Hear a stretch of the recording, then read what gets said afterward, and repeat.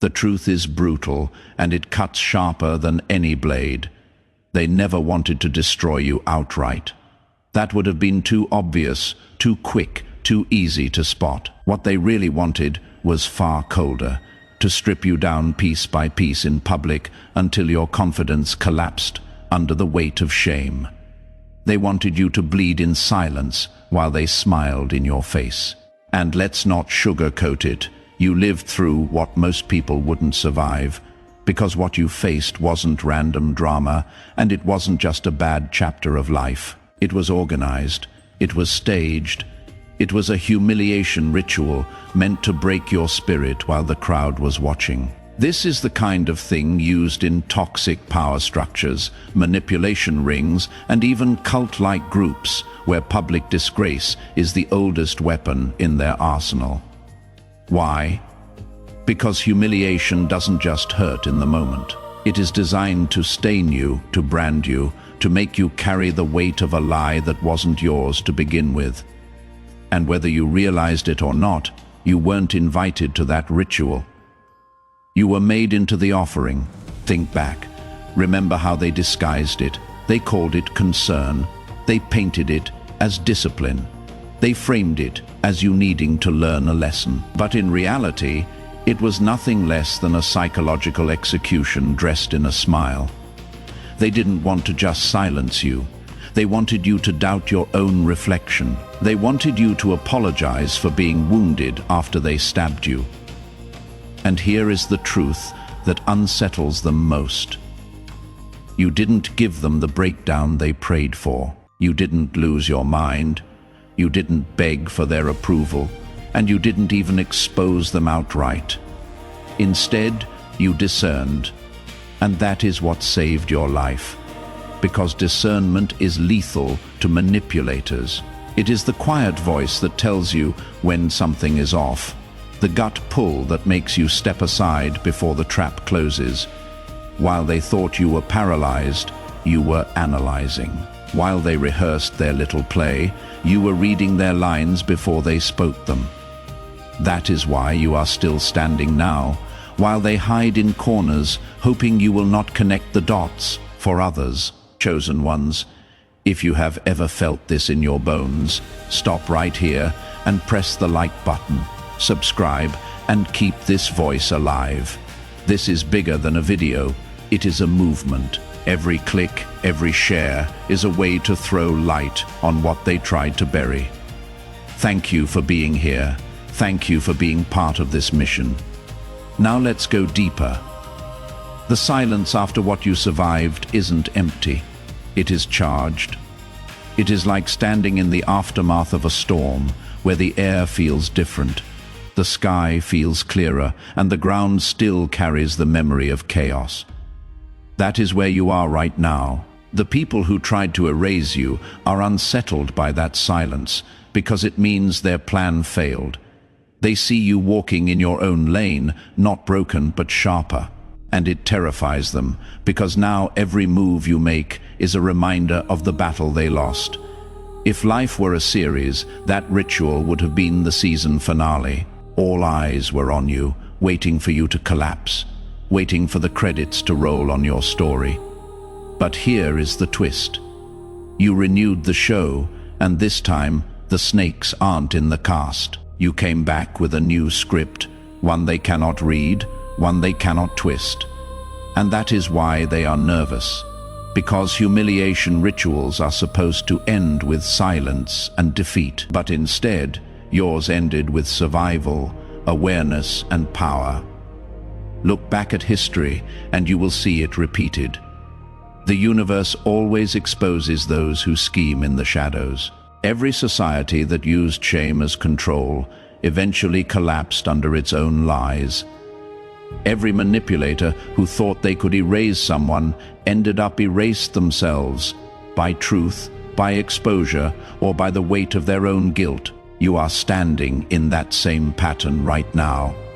Their effort to bury you has already become the evidence that lifts you.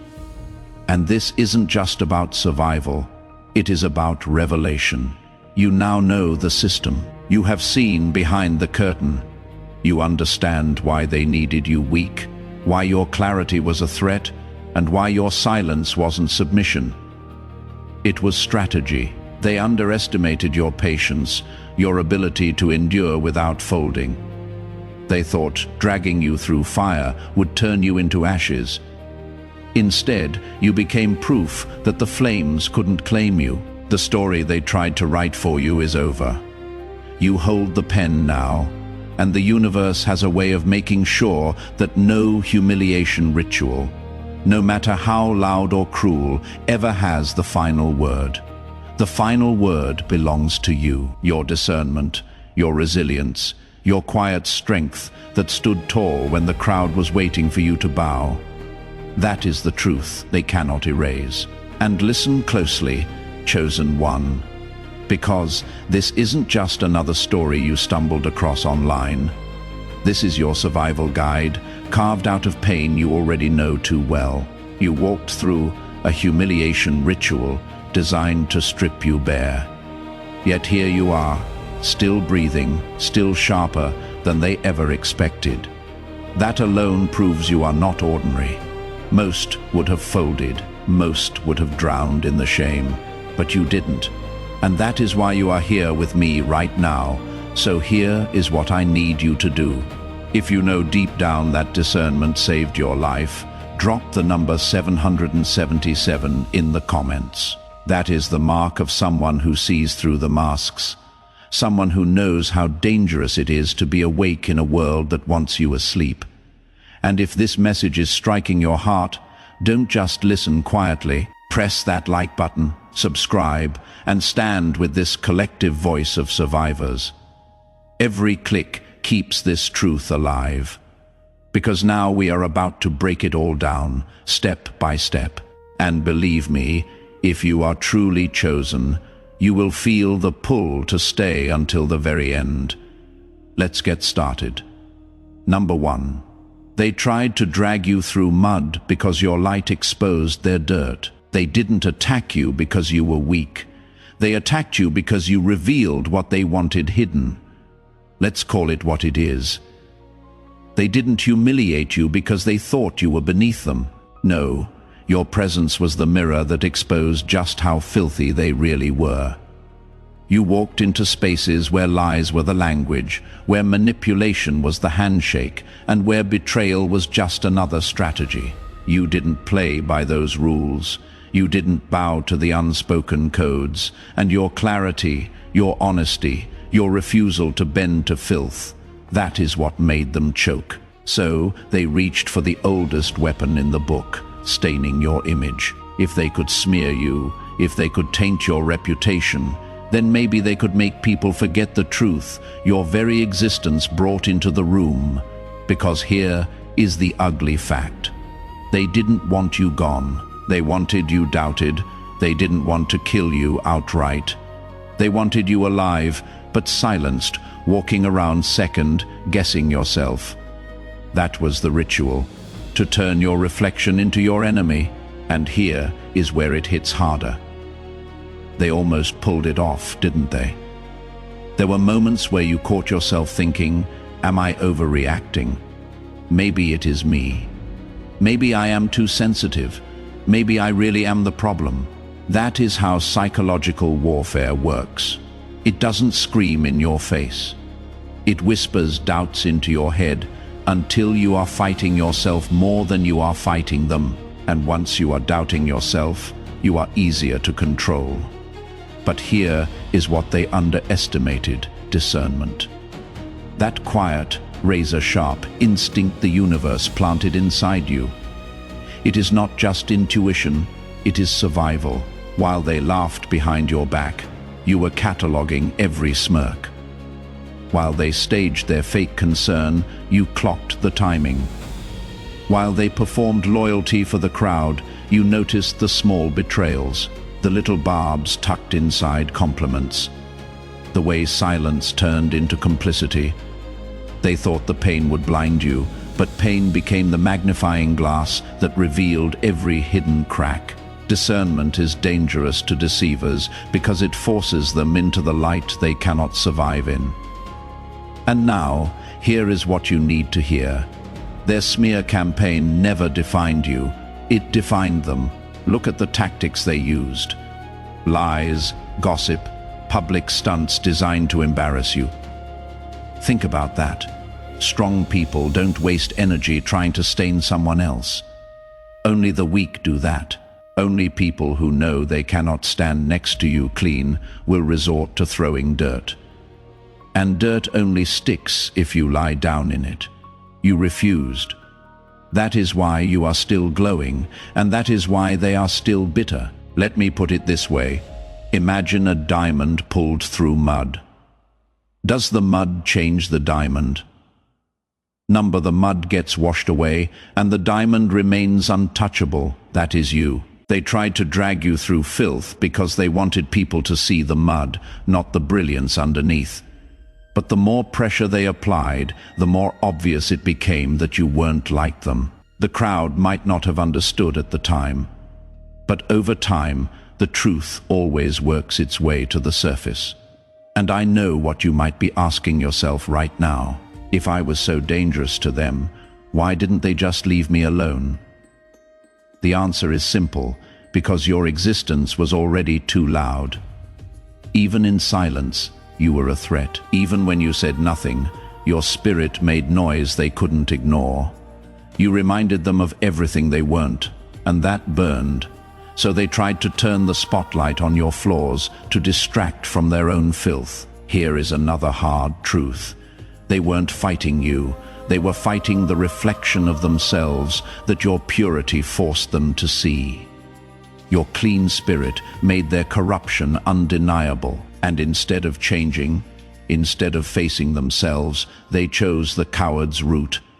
Attack the mirror, stain the glass, smear the reflection. But mirrors don't break that easily, and you didn't shatter the way they expected.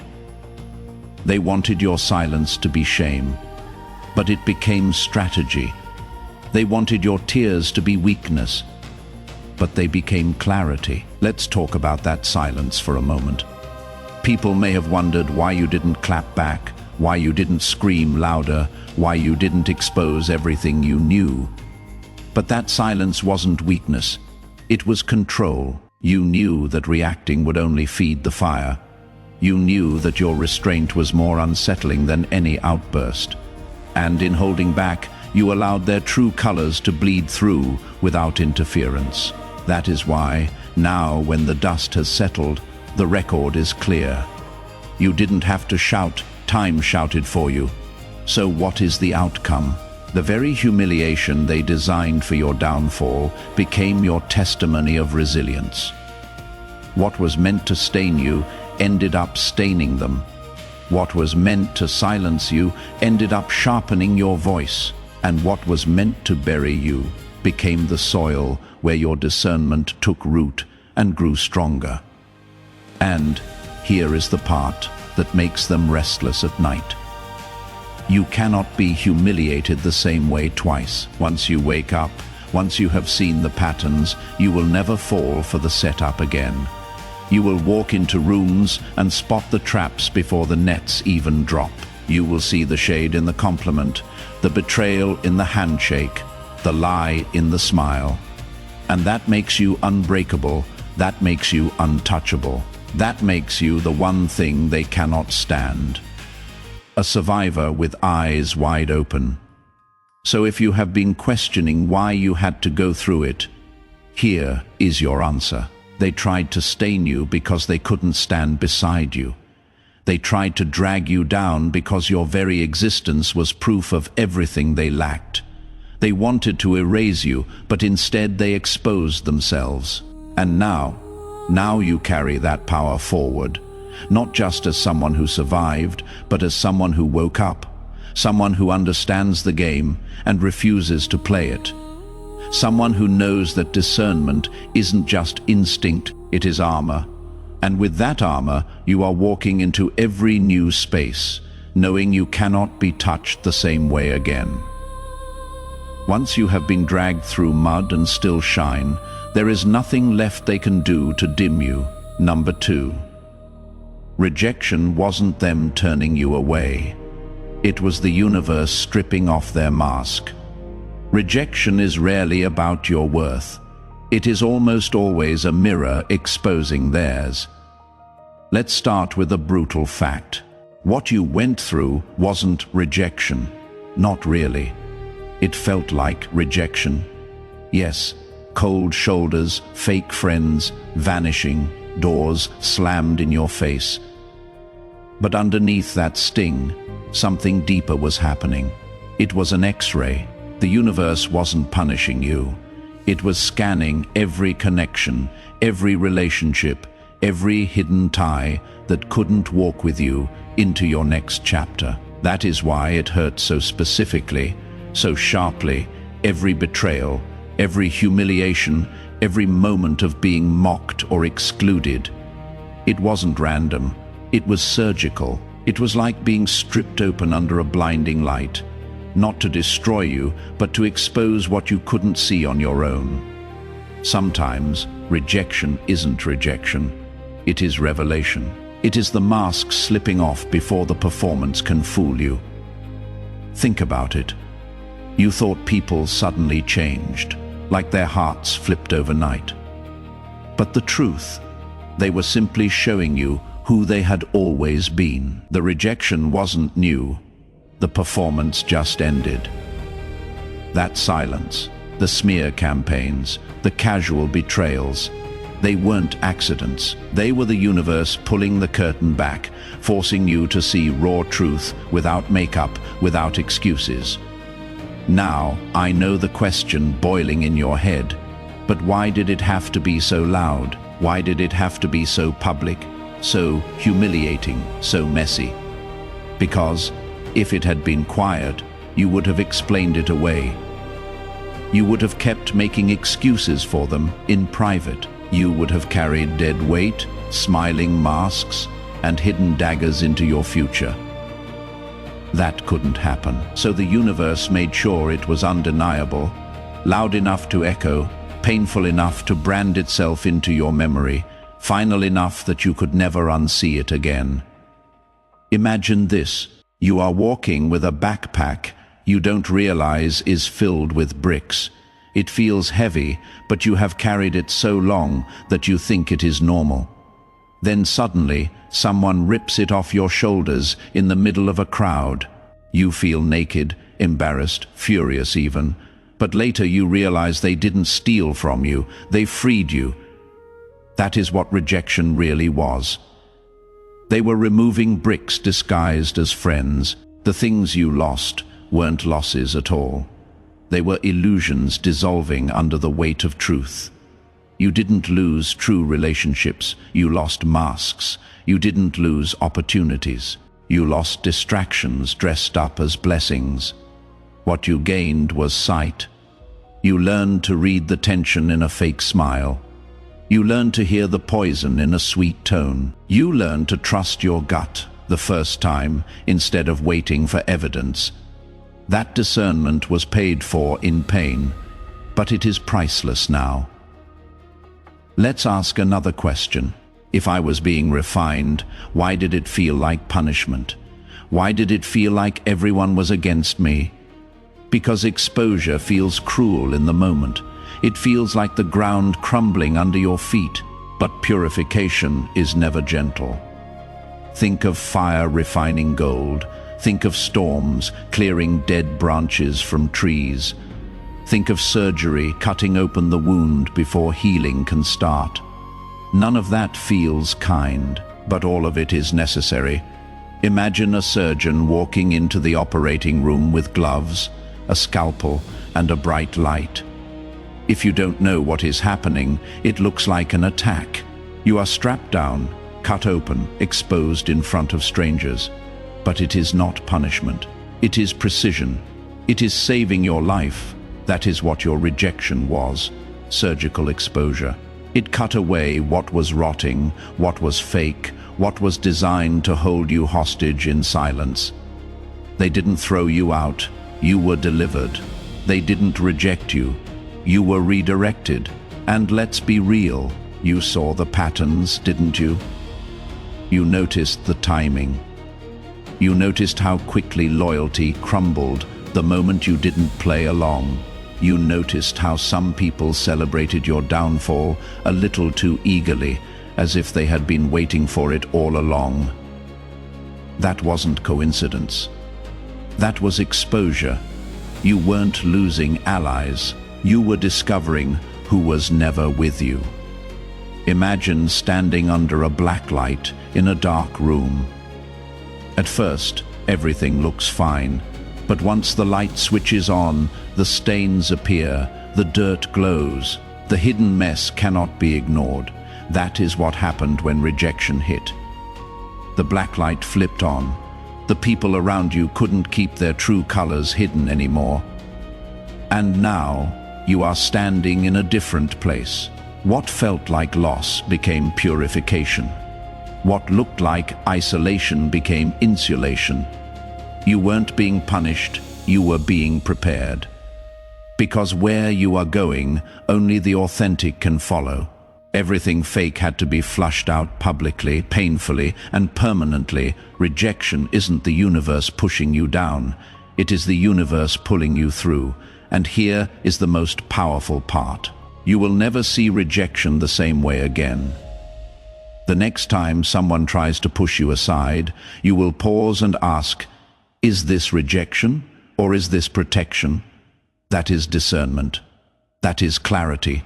And once you have that, you stop begging to sit at tables that poison your spirit. You stop chasing doors that were never meant to open for you. You stop crying over masks that fell off and shattered. So, let me tell you this with no softness. You weren't rejected. You were refined. You weren't excluded. You were extracted. And now, every step you take forward is lighter, sharper, cleaner. The ritual of humiliation tried to break you, but all it did was X-ray the room and show you who belonged and who didn't, and you, chosen one. You didn't just survive it, you saw it. And once you have seen, you can never be fooled again. Number 3, they didn't want you gone. They wanted you caged and quiet. Your silence was worth more to them than your death, because silence meant they could keep feeding without resistance. Let's strip the mask off this one. They didn't want you dead. Death would have been too obvious, too messy, too easy to expose. Their plan was darker. They wanted you alive but numb. They wanted you walking but disconnected. They wanted you doubting your own thoughts, second-guessing your every instinct, slowly cutting the wire between you and your inner compass. Because once you no longer trusted yourself, they knew they could control you without lifting a hand. And that is the twisted brilliance of it. Enemies don't always show up with knives or open threats. The most dangerous ones smile while they plant seeds of doubt. They laugh while slipping poison into the conversation. Every joke comes with a sting. Every compliment carries a shadow. Over time, they make you believe that your light is an inconvenience, that your presence is too much, that your truth is dangerous. Imagine this: a bird isn't killed. It is locked in a cage with the door wide open. But the bird has been trained to think it cannot fly. That is what they wanted for you. Not your death, your containment. They wanted you shrinking into the background, thinking humility meant silencing yourself. When really it was programming. Some enemies don't want to destroy you. They want to keep you small enough to use. And here is the cruelest part. They wanted you to disqualify yourself. They wanted you to carry shame so deeply that you would stop applying for opportunities, stop showing up boldly, stop using your voice. That way, they could keep feeding on your energy while making sure you never realized how powerful you actually are. But then, something happened they never planned for. Your discernment switched on. That gut pull, that quiet knowing, that whisper. This isn't right. You began noticing the tone shifts, the backhanded praise, the fake support. You didn't explode. And that is what scared them most, you observed. You pulled back. You guarded your spirit. Now, the one outcome they feared most is staring them in the face. You are still alive, still moving. And now, you see everything. And once you see, you can never be caged again. Number 4, your public humiliation triggered the alarm that exposed their hidden network. The day they tried to disgrace you, they didn't just reveal their hatred. They revealed their entire system of control. Let's not sugarcoat it. The moment they dragged your name through the dirt in public, they set off an alarm they couldn't silence.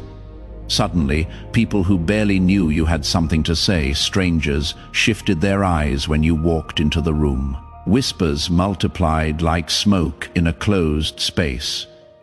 At first, it felt unreal. Why was everyone invested in your downfall? But then it clicked. You hadn't just been dealing with individuals. You had been dealing with a cult of control, a hidden web of gossip, manipulation, and false loyalty. Some enemies don't fight alone. They move in packs, bound by fear and dysfunction. And your awakening, it set their house of cards on fire. You became a threat the moment you refused to shrink. The second you started protecting your peace, drawing boundaries and questioning their games, they shifted from passive shade to open aggression. Not because you harmed them, but because you stopped letting them handle you like a puppet. Imagine this. You flip on the light in a dark basement. Cockroaches scatter in every direction. They were always there. You just couldn't see them until the light exposed them. That is exactly what your humiliation ritual did. It showed who was whispering behind closed doors, who smiled in your face, but smirked in your absence, who pretended to be neutral but quietly fueled the fire. That wasn't chaos. That was coordination. And here is the kicker. Coordination doesn't come from strength. It comes from fear. They feared what might happen if you spoke up, if you revealed what they couldn't bury, if your truth spread wider than their lies. You became their mirror, and mirrors terrify people who live in denial. They thought shaming you would isolate you. Instead, it exposed their alliance. Public humiliation wasn't just punishment, it was a cover-up, a desperate attempt to turn the spotlight away from themselves. But in trying to destroy you, they ended up revealing the very cult they wanted to keep hidden. And you, chosen one, didn't just endure it. You decoded it, now you know. They were never random individuals. They were a system. And the moment you survived, the system cracked. Number 5. Discernment isn't a skill. It is the blade that kept you alive. What they called paranoia was really your radar saving you from their traps. Let's get this straight. Discernment is not some soft trait you carry like a personality quirk. For you, chosen one, discernment has been the difference between survival and destruction. While most people treat intuition like background noise, sometimes noticing it, often ignoring it, you have lived through betrayals wrapped in smiles. You have seen sabotage hiding behind helping hands. You didn't have the luxury of brushing off your instincts. Survival demanded you sharpen them until they became a weapon. Think of it like this.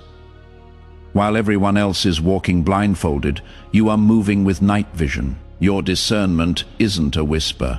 It is a siren. It scans every word, every gesture, every pause in the air. You don't just sense energy, you track it. You catch the hesitation in someone's laugh, the sharpness hidden in a compliment, the sudden silence that speaks louder than words. To outsiders, it looks mysterious, even suspicious. To you, it is simple. Your life has depended on it. Discernment isn't luck. It is your built-in radar screaming, "Move now, or you will regret it later." And how many times did it save you? From the relationship that looked perfect on paper, but would have drained your soul. From the opportunity that was really a cage disguised as a blessing. From rooms where your name was already being dissected before you even entered. That wasn't coincidence. That was your radar intercepting the ambush before it hit.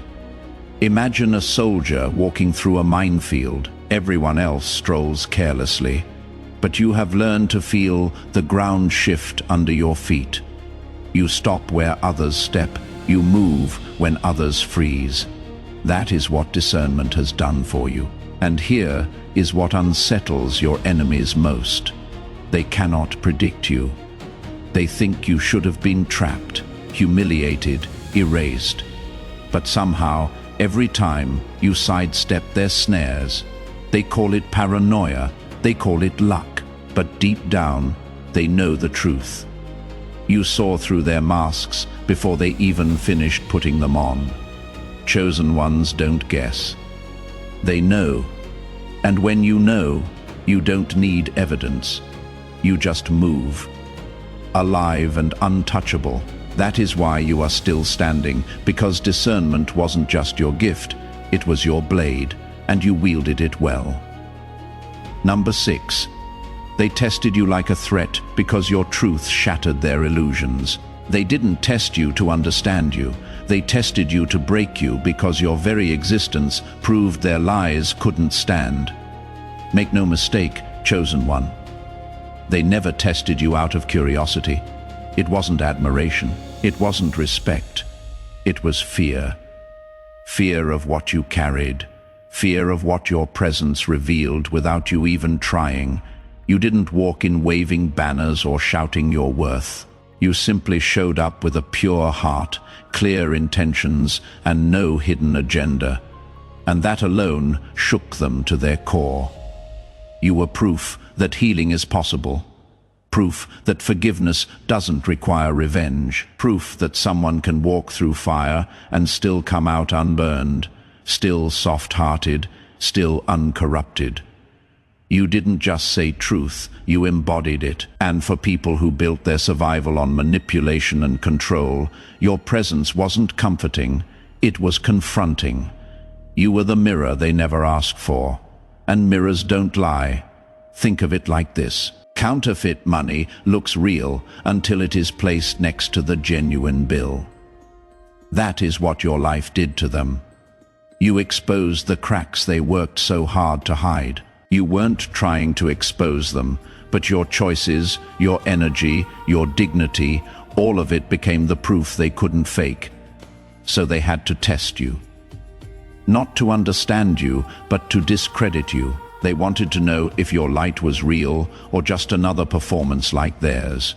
That is why they pushed you, mocked you, and provoked you. They needed to see if you had crack under pressure, if you would retaliate, if you had fold like they would. But you didn't. You stood. You kept your dignity after they stripped you of everything. And that is when they realized you weren't one of them. You couldn't be bought. You couldn't be converted. You couldn't be controlled. You weren't too much. You were too real for their illusions to survive. That is why they called you too sensitive or too deep. It wasn't truth. It was projection. Because what you carried threatened everything fake about them. And that is why they treated you like an enemy. Not because you attacked them, but because you proved, simply by existing, that they could not fake forever. Number 7. When their shadow games failed, they built a circus to distract from their defeat. The louder they screamed about you, the clearer it became. They had nothing left but noise. It always begins in the shadows, whispers behind closed doors. Accidents that weren't accidents. Subtle setups designed to bleed you out slowly, all while keeping their hands clean. They wanted you to self-destruct without anyone ever tracing it back to them. But you didn't. You noticed.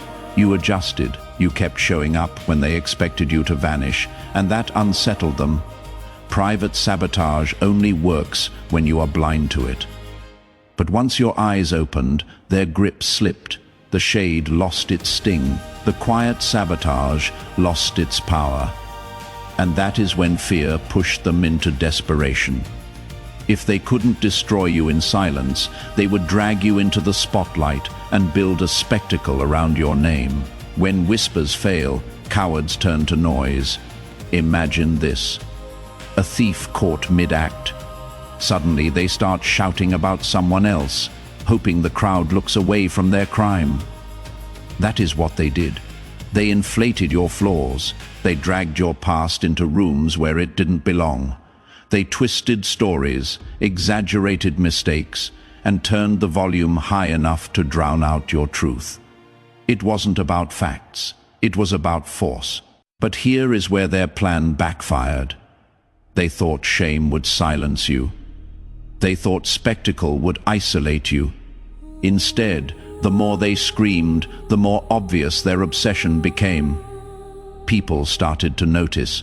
When someone spends that much energy tearing down someone who isn't even fighting back, questions start getting asked. Who is really the problem here? Why are they so invested in destroying you if you are nothing? Their circus wasn't your exposure. It was their confession. The stage they built to shame you became the spotlight on their own sickness. Every accusation revealed their obsession. Every smear revealed their insecurity. And you endured. You didn't collapse. You didn't clap back. You let their fire burn out under its own weight. In the end, you outlasted their circus. And that survival wasn't just victory. It was proof. Proof that you were never the problem. Proof that their control had already slipped away. Number 8. They tried to bury you in shame, but you turned it into oxygen. Shame was their weapon, but it became your training ground. Understand this. Embarrassment wasn't the end goal. Their real ritual was shame. They wanted you suffocated, replaying their words on loop, questioning yourself long after they stopped speaking. Their goal was simple: make you turn against yourself. Because once you are at war with your own reflection, they don't even have to lift a finger. But you didn't drown. You adapted, slowly, painfully, powerfully. Every time they dragged you deeper, something inside you shifted. You weren't just sinking, you were transforming. You began to see the tricks for what they were. The gaslighting, the guilt trips, the twisted truths. They lost their magic when you stopped trying to argue with people who needed you to play the villain. They thought silence meant defeat. It really meant evolution. Imagine being thrown into an ocean without warning. At first, you panic. You fight the waves. You swallow water. But then you learn. You find rhythm in the chaos. You grow gills. That is exactly what happened to you. In an environment so toxic, others would collapse. You learned to stay clear-headed. You built peace in the middle of storms. The very shame meant to suffocate, you became your oxygen. Those attacks sharpened your emotional intelligence. The same rooms that once triggered you became training grounds. The same insults that once broke you became data points. Where others would drown, you became a deep diver, able to read currents before they even formed. They didn't realize teaching you to breathe underwater only made you unstoppable. Now, when manipulation shows up, you don't panic. You have already trained in deeper waters. You know how to recognize the shift in tone, the trap in a compliment, the game before it even begins. They wanted you terrified of the deep. But now, you are the deep. They cannot drown you in shame anymore because you have turned it into your strength. And that is the irony. They tried to bury you, but instead they built your endurance. You no longer fear the weight of their words. You don't suffocate in their silence. You breathe where others choke. That is why their rituals failed. You didn't just survive them, you mastered them. Number 9. They wrapped chains in the words love and loyalty, but it was a ritual of sacrifice. Not every I love you is love. Sometimes it is the wrapping paper around a cage. They didn't come at you with knives in their hands. They came with soft words, love, loyalty, family, words designed to make you drop your guard. Words you wanted so badly to believe, and for a time, you did. But beneath those phrases was never love. It was a ritual, a slow, methodical grooming for sacrifice disguised as care. Every concern they voiced wasn't protection, it was a leash. Every favor they extended wasn't generosity, it was a trap. Every time they called it loyalty, what they really meant was control and the family they promised. It wasn't a home, it was a cage. The deadliest blade isn't metal, it is manipulation wrapped in affection. The knife they prepared for you was never physical, it was psychological. The plan was the slow death of your potential, your joy, your future. They wanted you drained, yet grateful. That was the trick. They wanted you to thank them while they bled you dry, but your discernment wouldn't let it slide, even when your mind couldn't explain it. Your spirit picked up the pattern.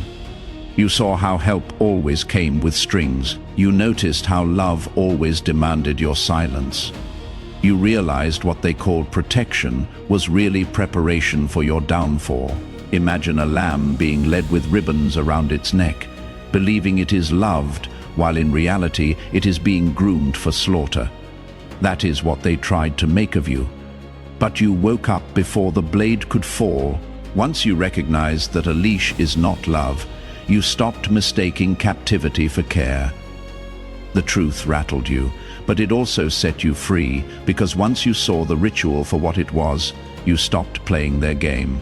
You stopped mistaking manipulation for devotion. You stopped handing over your power in the name of loyalty. The knife they raised was never meant for your body. It was meant for your spirit. But you survived. Your discernment cracked, the illusion wide open. And now, instead of walking away drained, you walk away alive, wiser, and untouchable. Number 10. Your spirit was the mirror. They couldn't escape, so they tried to smash it. They didn't hate you for what you did. They hated you for what your presence exposed. The venom they spat at you was never really about you. It was about the reflection you held up without even trying. Your spirit, uncorrupted and clean, became a mirror they couldn't stomach. You weren't just yourself. You were a reminder of everything they buried, denied, and plastered over with lies. For years, they built walls around their shame. They patched cracks with excuses, painted rot with fake smiles, and mastered the art of performance to cover regret. Then you showed up, not loud, not forceful, just honest, pure, and untwisted. And suddenly, all their carefully hidden decay lit up in your presence like mold under a black light. Your truth didn't insult them. It exposed them. That is why their anger felt so irrational, so venomous. They weren't mad because you wronged them. They were mad because you reminded them of the gap between who they pretended to be and who they truly were. That gap was unbearable. And instead of facing it, they turned their rage on you. Imagine someone standing before a mirror. They don't like what they see. Instead of changing themselves, they smash the glass. That is what they tried to do to you. Your spirit was their mirror, and rather than heal, they attacked the reflection. They thought if they broke you, they could erase the truth you carried. But mirrors don't vanish when shattered. The truth still stares back, undeniable. They fought you, not because you were their enemy, but because you made denial impossible. So they lashed out. They tried to dim your light, to twist your words, to drag you down into their shadow. But here is the twist. They failed because their hatred was projection. Their venom was fear, and their war was never with you. It was with the reflection they couldn't bear to face. And you endured. While their spirit drowned in shadow, yours stayed clean. While they collapsed under denial, you survived under truth. That is why their hate felt so heavy. It wasn't personal. It was survival. But the reflection remains, and so do you. Number 11. What they called bullying was the universe marking you different. They thought they were mocking you, but they were stamping you with proof you would never belong to their crowd. Let's cut straight through it. What happened to you wasn't ordinary bullying. It looked like that on the surface. Sure, the whispers, the laughter, the staged humiliation. But it was bigger. It was initiation, a brutal rite of passage that masqueraded as rejection. The world may have called it shame, but in truth, it was the opening act of your elevation. Here is the paradox. They will never admit real power rarely comes dressed in comfort. It almost always comes wrapped in disgrace. The deeper the fall looks in public, the higher the rise is in private. You weren't randomly targeted. You were singled out, marked, pressed through fire. Not because you were weak, but because you were being separated from the crowd that could never walk where you are headed.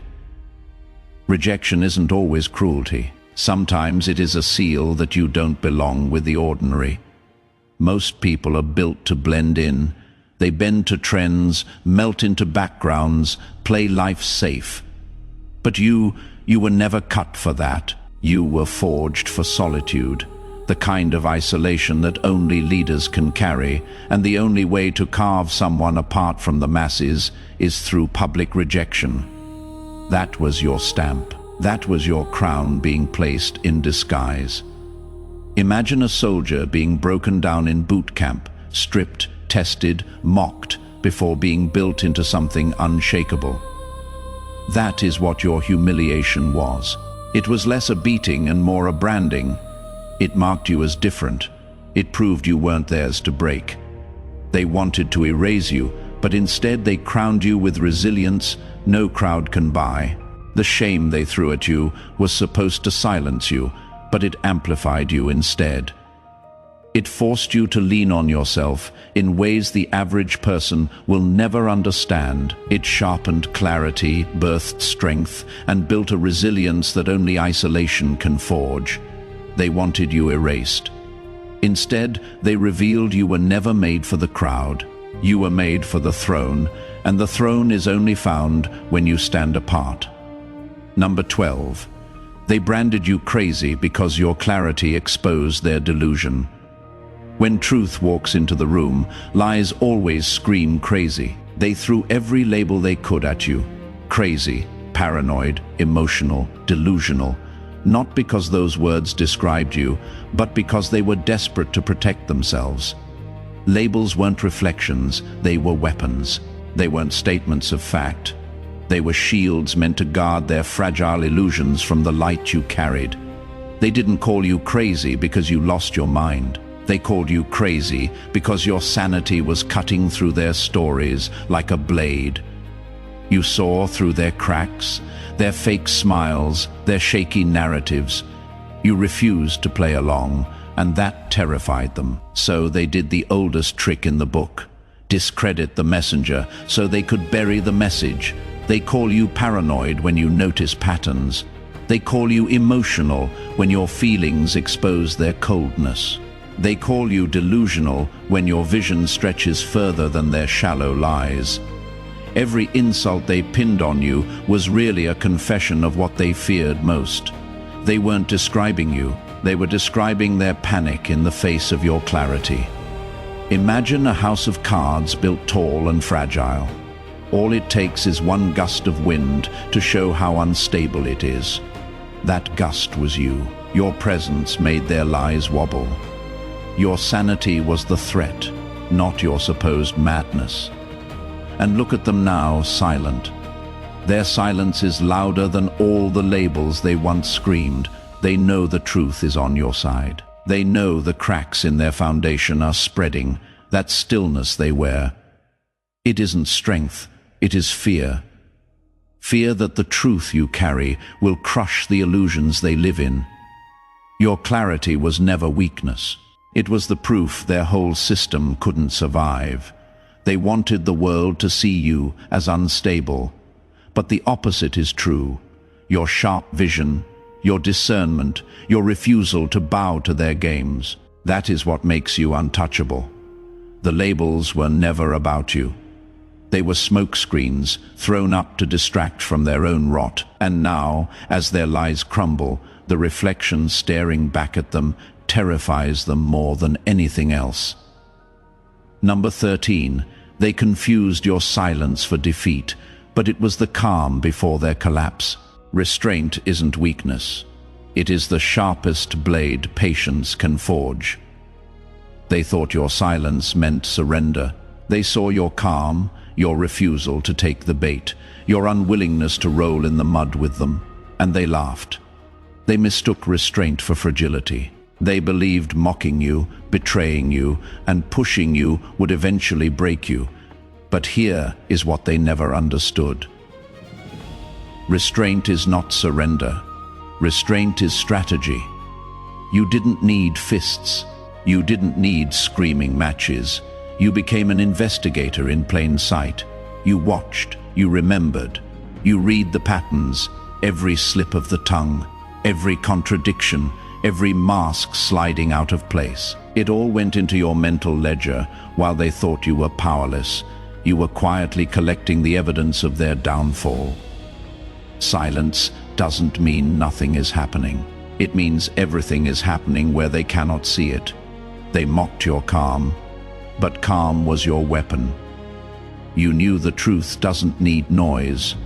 It only needs time, and time was always on your side. While they worked overtime to bury facts, those same facts floated back up like air bubbles underwater, undeniable, unstoppable, impossible to hide. Imagine someone trying to hold a beach ball underwater. The harder they press, the more force it builds. That is what your silence did. It wasn't retreat. It was pressure building beneath the surface, waiting for the right moment to erupt. And now it is happening. The truth is surfacing through whispers, through cracks in conversations, through undeniable patterns that even their allies cannot ignore anymore. The beauty of it, you never had to force it. You didn't beg. You didn't scream. You didn't fight for validation. The truth spoke without you lifting a finger. They thought restraint meant you were finished. In reality, it meant you were finished watching. Your silence was never cowardice. It was wisdom. It was control. And now, as the truth does its work, the same silence they mocked has become their greatest fear because you never surrendered. You simply let reality do what it always does. Rise. Number 14. You didn't just survive the ritual, you now carry the manual to dismantle it. The system failed to destroy you, and in failing, it handed you its secrets. You didn't stumble through humiliation like some unlucky victim.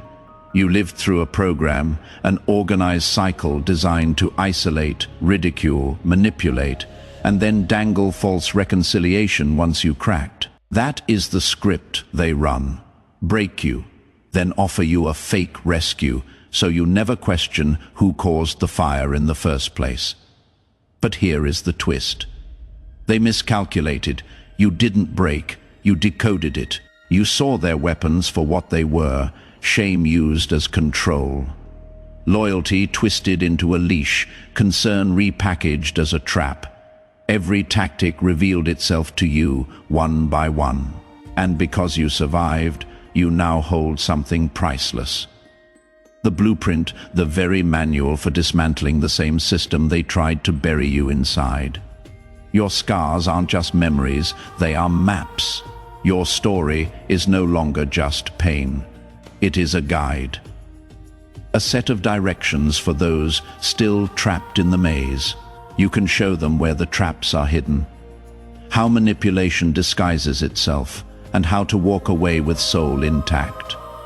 What was meant to erase you has become clarity, knowledge, and weaponry. Imagine escaping a locked room. then handing the key to everyone else still inside. That is what you carry now. Your discernment didn't just save you.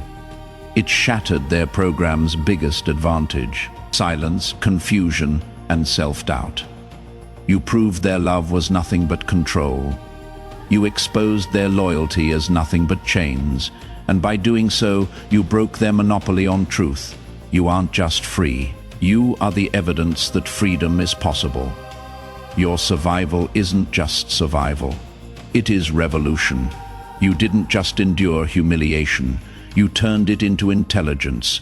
You turned it into a weapon they can never reclaim. And now, your existence itself is a threat to the system, because you carry the very instructions for breaking it apart. They tried to sacrifice you. Instead, you became the one thing they feared most, the blueprint for freedom. And here is the truth. Chosen one. What was meant to humiliate you only crowned you with clarity. You survived the ritual, you decoded the program, and now you walk with a strength they cannot erase. Their shame became your proof, their games became your training, and their collapse became your rise. You are the evidence they never wanted exposed. If this message hit your spirit, press the like button, subscribe for more, and drop the number 77 in the comments, so I know you are claiming your survival. Share this with another chosen one. Let the blueprint spread.